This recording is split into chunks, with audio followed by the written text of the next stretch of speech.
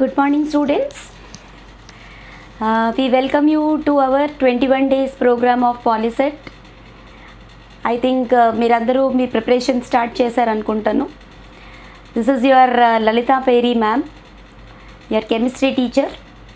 Okay, so please go with my channel of Peri's Learnings. Okay, and for better videos, please subscribe to my channel. Okay, so ఈరోజు మనకు వచ్చేసి పాలిసెట్కి ప్రిపరేషన్లో 10th class chemistry topics వచ్చేసి మనకి 6 topics అయితే ఉన్నాయి. Okay, ఆ 6 topics మీద 6 డిఫరెంట్ వీడియోస్ చేయాలని ప్లాన్ చేసుకున్నాం. ఓకే, సో ఫస్ట్ టాపిక్ వచ్చేసి యాసిడ్స్, బేసెస్ అండ్ సాల్ట్స్. ఓకేనా, acids, bases and salts. Okay, so this is your first topic. Let me write a little down. Okay, acids, bases and salts. So ఈ టాపిక్లో first sub topics ఏంటో నేర్చుకుందాం. దాని నుంచి జనరల్గా types of questions ఒకటి కూడా మనం నేర్చుకుందాం ఈ వీడియోలో. ఓకే, సో ఇప్పుడైతే లేట్ చేయకుండా ఫస్ట్ సబ్ టాపిక్స్ ఏమేమి ఉన్నాయి, మొత్తం చాప్టర్ అంతా ఎక్స్ప్లెయిన్ చేయడానికైతే ఇప్పుడు చాలా తక్కువ టైం ఉంది మనకి. సో బేసికల్లీ మనము క్వశ్చనింగ్ అనేది ఎలా ఉంటుంది అది నేర్చుకుంటే సరిపోతుంది. ఓకే, సో సబ్ టాపిక్స్ వచ్చేసి what are the sub topics which are present in this chapter. Okay, so మనకి సబ్ టాపిక్ వచ్చేసి chemical properties of acids, bases and salts. Okay, physical and chemical properties. Okay, physical and chemical properties ఉన్నాయి. Physical and chemical properties of acids and bases. Okay, second మనకు వచ్చేసి indicators గురించి కూడా ఈ లెసన్లో మనం చదువుతాం, types of indicators. Okay, then reactions of acids and bases. Reactions of acids and bases, acids, bases and salts with different other substances.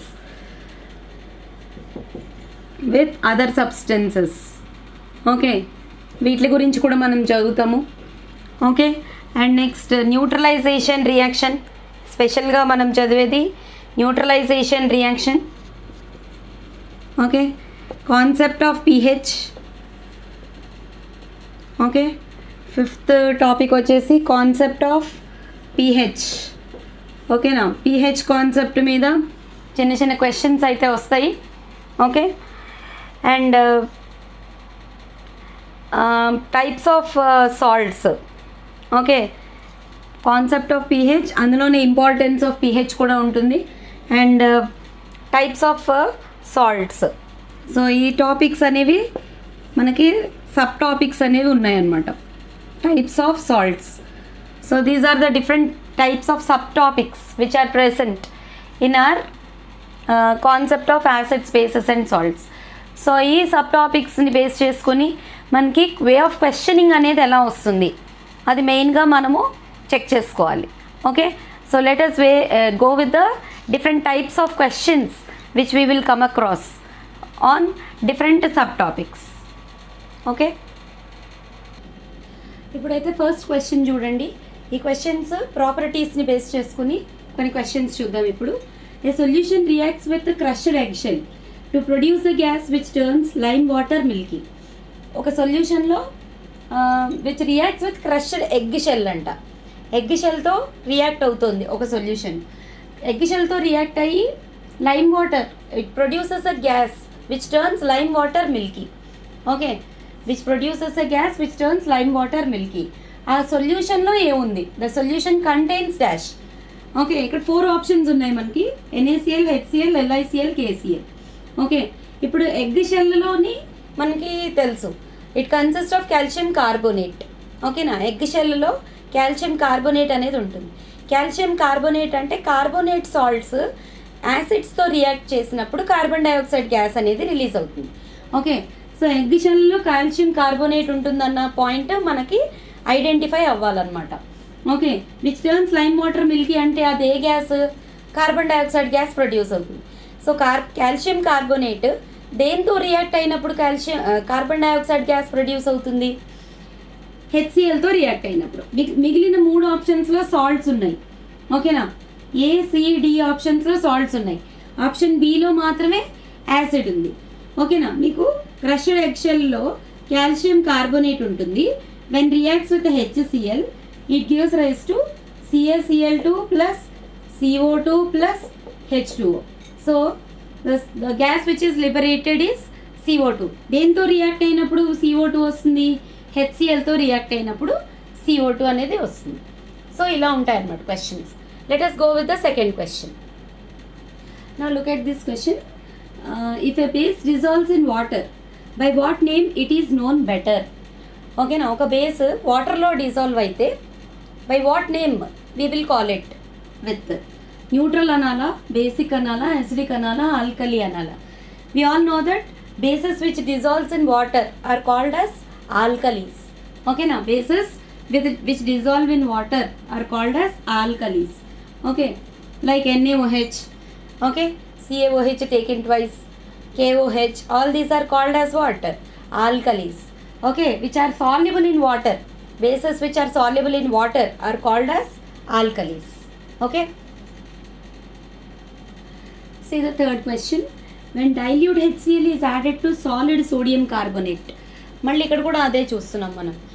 HCl అంటే acid, sodium carbonate అంటే ఒక కార్బోనేట్ సాల్ట్ యాసిడ్తో రియాక్ట్ అయినప్పుడు, ఇందాక ప్రీవియస్ క్వశ్చన్లో కూడా మనం అలాంటి question ఒకటి చూసాం.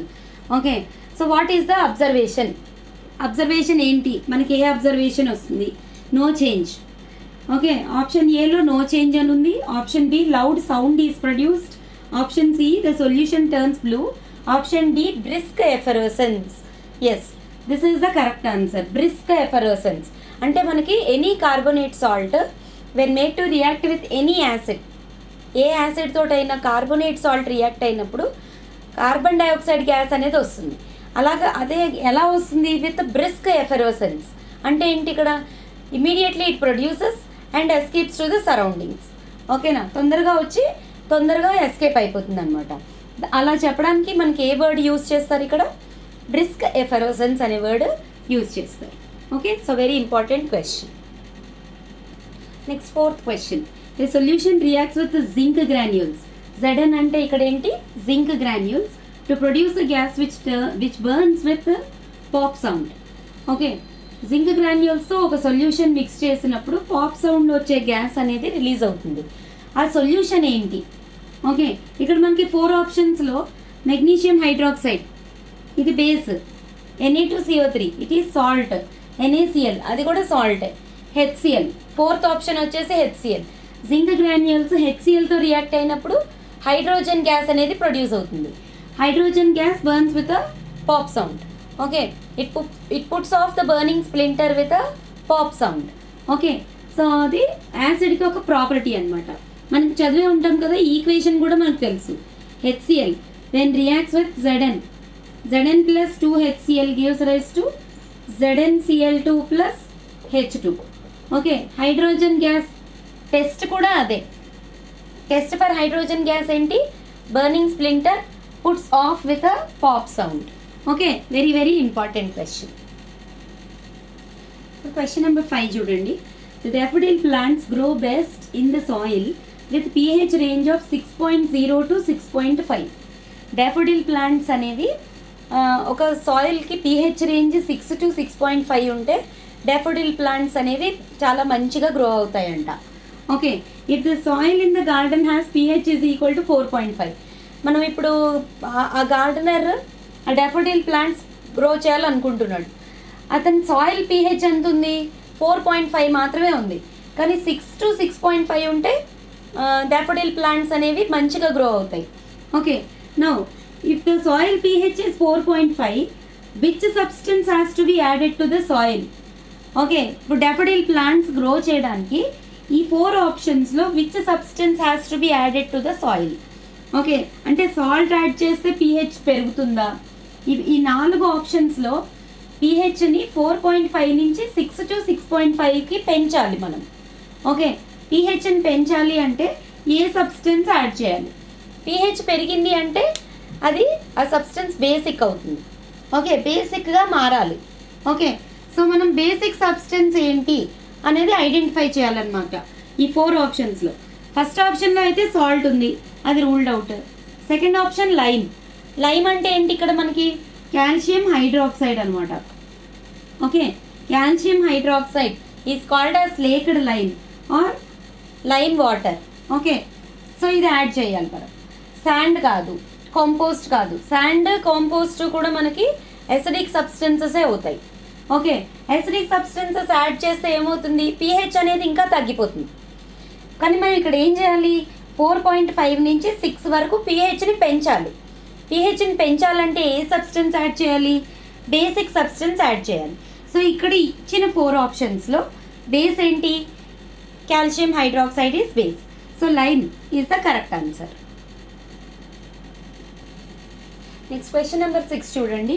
Which of the following will not produce carbon dioxide with dilute HCl? Carbon dioxide దేనితోటి ప్రొడ్యూస్ అవ్వదో చూడాలి. ఫస్ట్ ఆఫ్ ఆల్ మనం ఏం చెక్ చేయాలంటే ఇచ్చిన 4 ఆప్షన్స్లో అసలు కార్బోనేట్ సాల్ట్ ఉందా లేదా అన్నది చెక్ చేసుకోవాలి. చూడండి, HClతో రియాక్ట్ చేయాల్సి వచ్చినప్పుడు కార్బోనేట్ సాల్ట్స్ అయితేనే కార్బన్ డైఆక్సైడ్ గ్యాస్ అనేవి ప్రొడ్యూస్ చేస్తాయి. ఓకే, సో ఇక్కడ లైమ్ స్టోన్, ఆప్షన్ ఏలో లైమ్ స్టోన్ ఉంది. లైమ్ స్టోన్ అంటే కాల్షియం కార్బోనేట్, ఇది కార్బన్ డైఆక్సైడ్ని ప్రొడ్యూస్ చేస్తుంది. సో దిస్ ఈజ్ నాట్, ఏది ప్రొడ్యూస్ చెయ్యదు అని అడుగుతున్నాడు, will not produce CO2.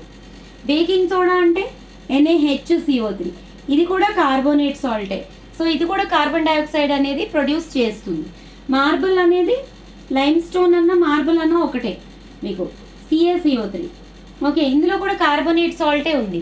So this also will produce CO2 gas. Is asking for not produce. Okay, quick lime అంటే ఏంటి, కాల్షియం ఆక్సైడ్. సో కాల్షియం ఆక్సైడ్లో carbonate లేదు.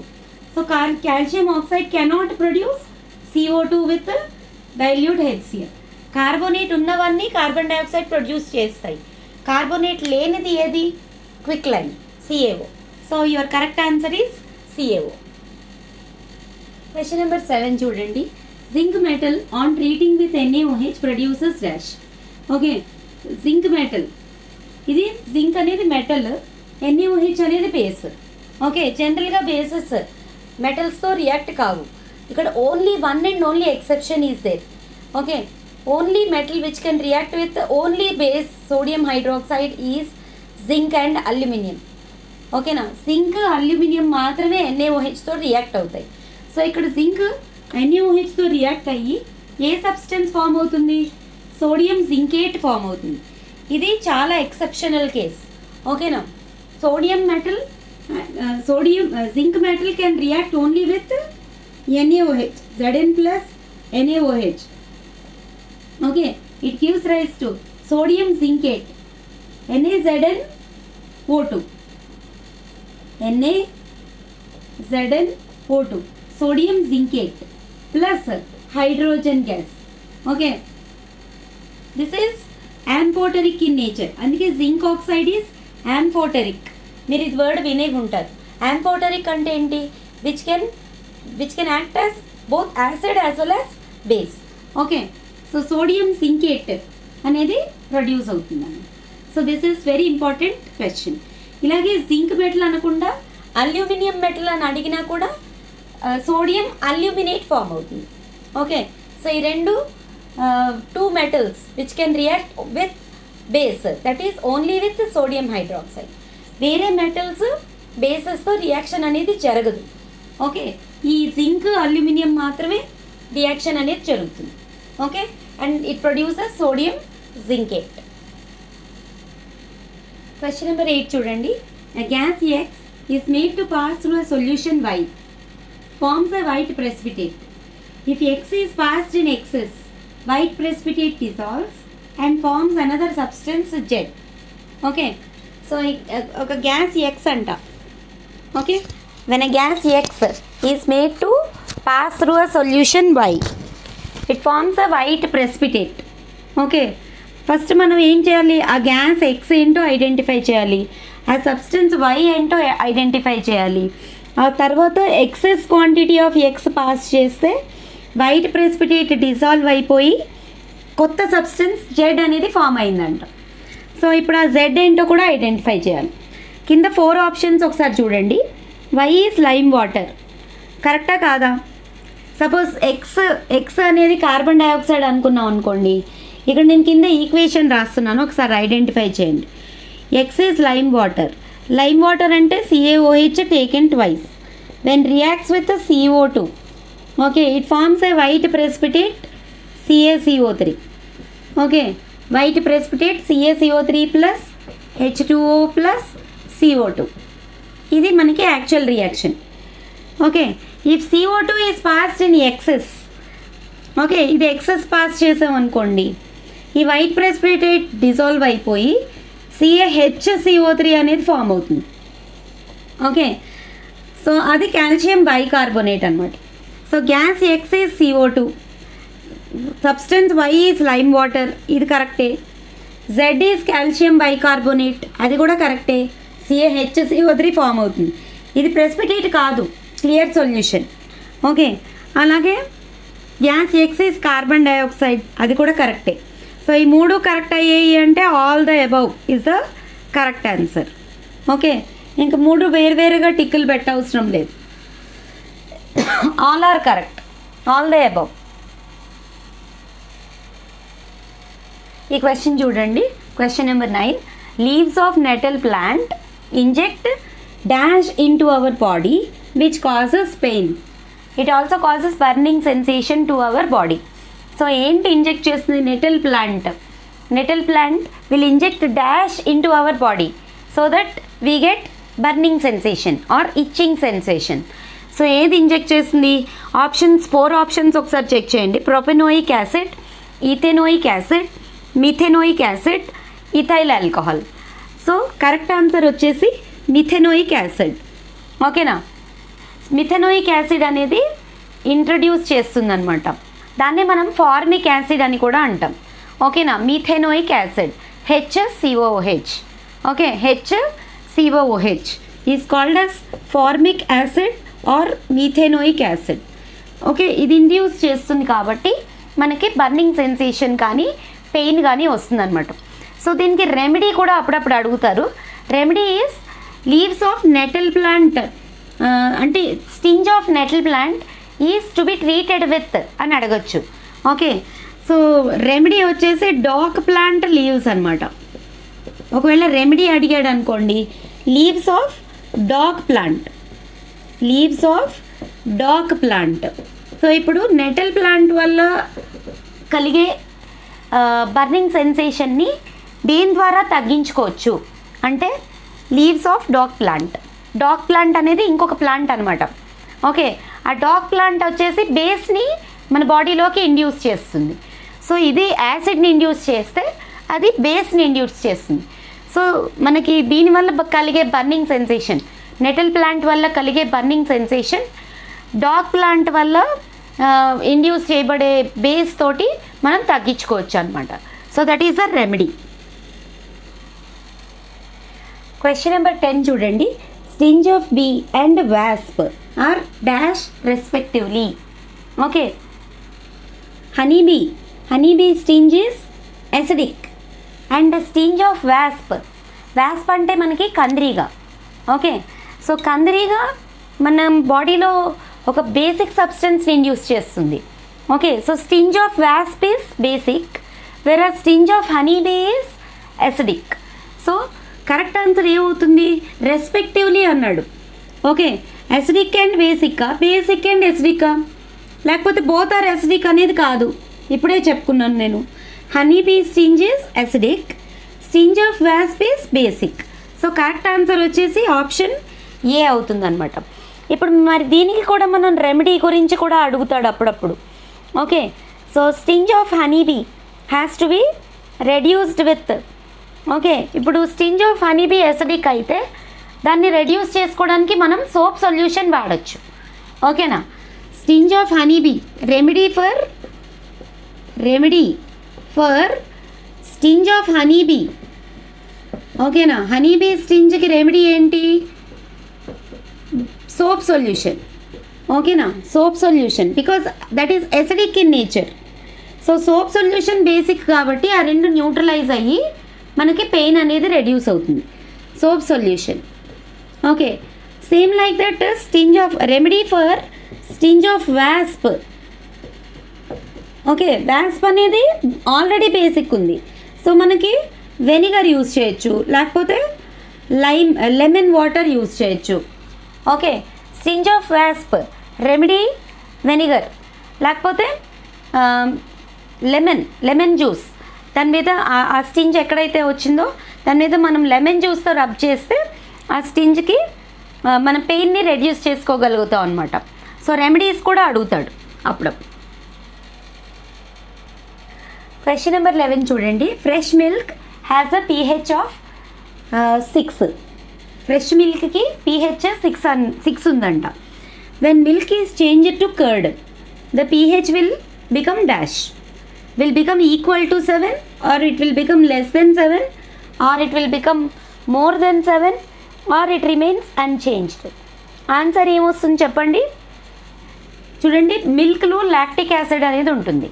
Okay, so milk curd కింద మారినప్పుడు జనరల్గా టేస్ట్లో కూడా it will become more sour in taste, అంటే more acidic it will become. Okay, if it will become more acidic, pH should become less than 7, లేకపోతే less than the given value. అంతేనా కాదా? Equal to 7 కాదు, more than 7 కాదు. Milk curd కింద మారింది అంటే ఇంకా సోర్ టేస్ట్ అనేది ఎక్కువ అవుతుంది, అంటే ఎసిడిక్ నేచర్ ఎక్కువ అవుతుంది. ఎసిడిక్ నేచర్ ఎక్కువ అయింది అంటే pH తగ్గిపోతుంది అనమాట. So pH will become less than 7 is the correct answer. ఓకేనా. క్వశ్చన్ నెంబర్ 12 చూడండి. The colour of pH strip with pH values 1, 7 and 14. pH 1 అంటే హైలీ ఎసిడిక్ అనమాట. pH 7 అంటే న్యూట్రల్. pH 14 అంటే హైలీ బేసిక్. మీకు తెలిసిందే కదా, pH less than 7 it is acidic, pH is equal to 7 అంటే neutral. Okay, like water and salt solutions.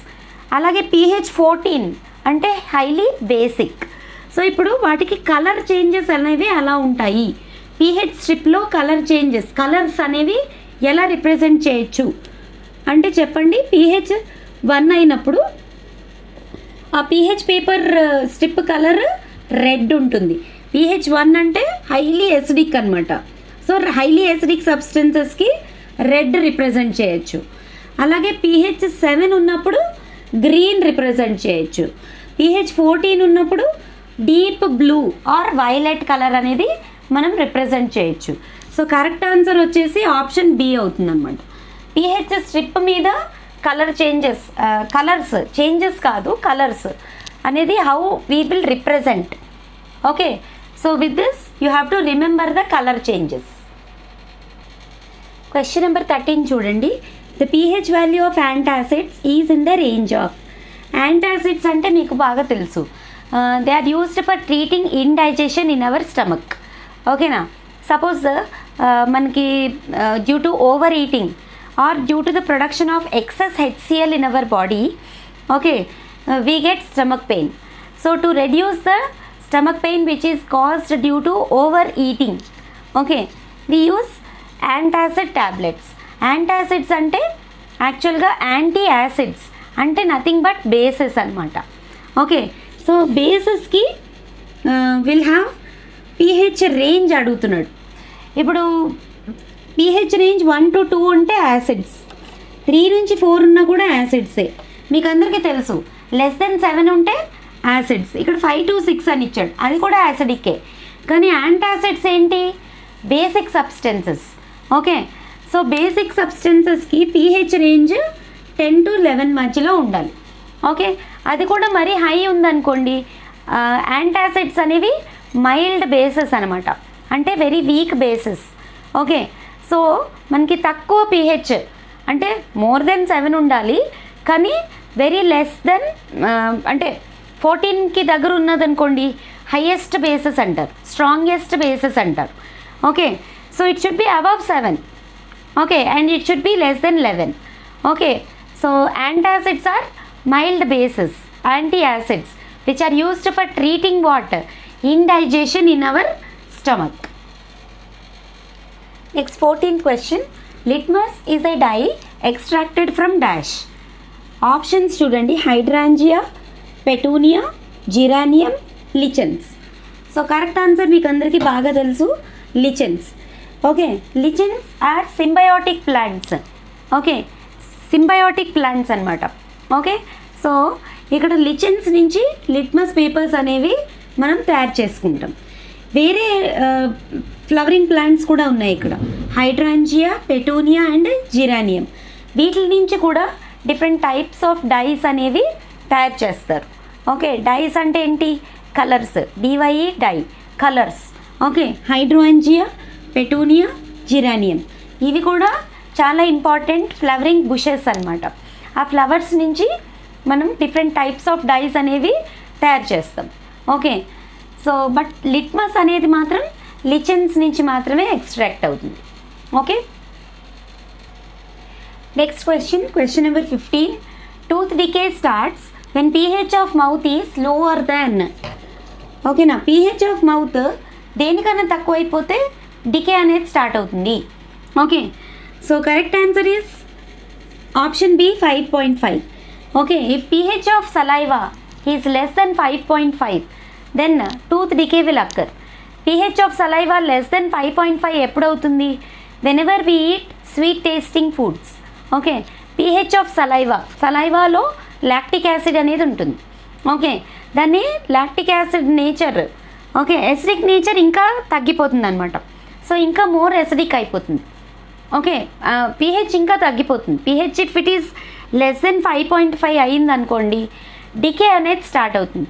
అసలు ఈ డికే అనేది ఎందుకు స్టార్ట్ అవుతుంది అంటే hour teeth enamel consist of calcium phosphate. ఒక్కొక్కప్పుడు అది కూడా అడుగుతాడు, టీత్ ఎనామెల్. ఓకేనా, teeth enamel consist of what? Calcium phosphate. ఈ కాల్షియం ఫాస్ఫేట్ అనేది డికంపోజ్ అవ్వడం స్టార్ట్ అవుతుంది అనమాట.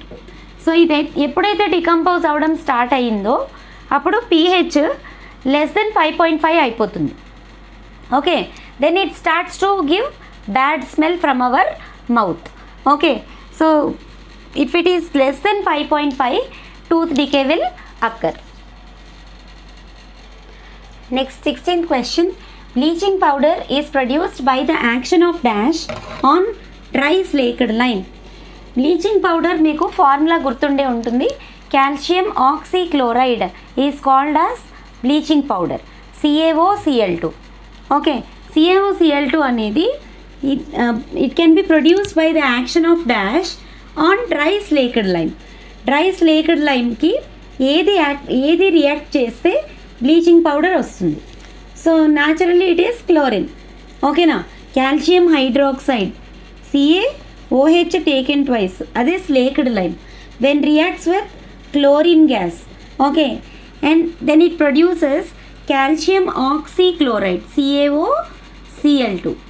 Okay, plus H2. Okay, so CaOCl2 అనేది బ్లీచింగ్ పౌడర్ అనమాట, which is used as a disinfectant. Okay, as well as for killing germs.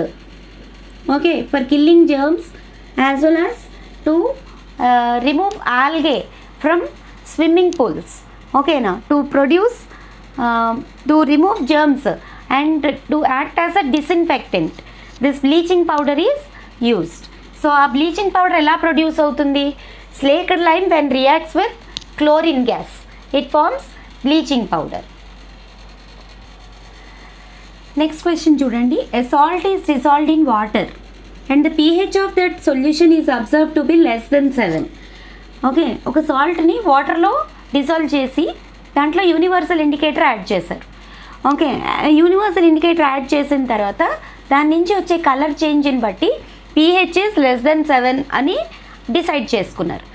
Okay, pH is less than 7 అంటే ఆ solution ఏమై ఉండొచ్చు?